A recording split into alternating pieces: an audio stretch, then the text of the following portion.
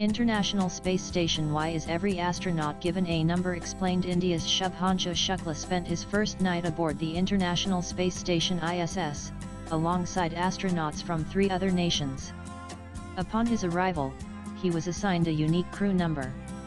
But what exactly is the purpose of this number, and why is it issued to every newcomer? This identifier isn't just a formality, it plays a vital role in everything from logging medical data to coordinating spacewalks, especially when names and faces are hard to distinguish in bulky suits. Nanis.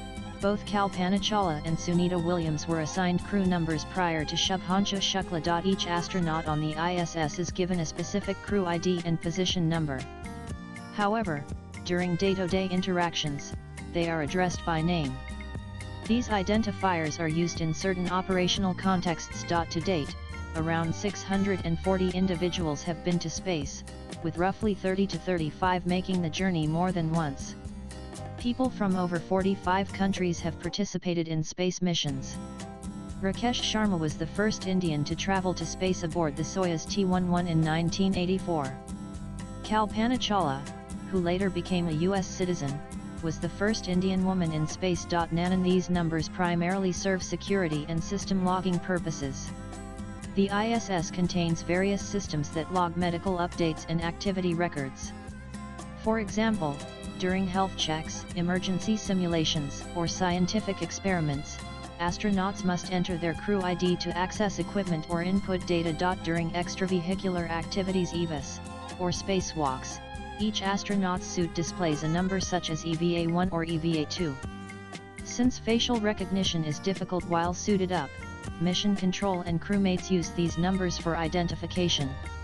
These are especially useful when multiple astronauts have similar names or accents. However, on board the ISS, astronauts typically call one another by name, fostering a relaxed, collegial atmosphere.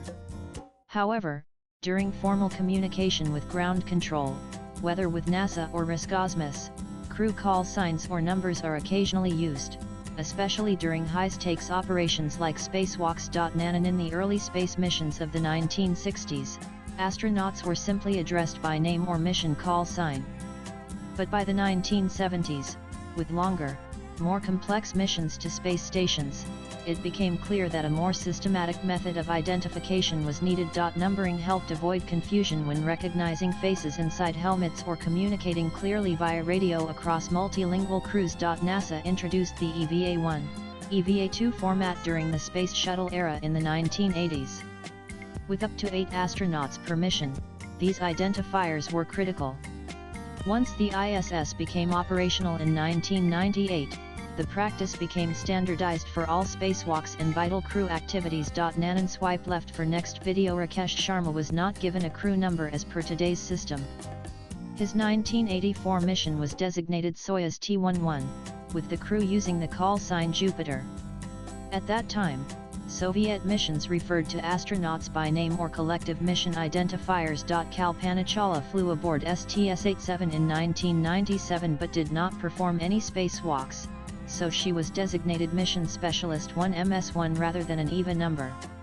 Sunita Williams, on the other hand, participated in 4 spacewalks during her STS-116 mission and was assigned identifiers like EVA-1 and EVA-2 for those activities. Latest blogs.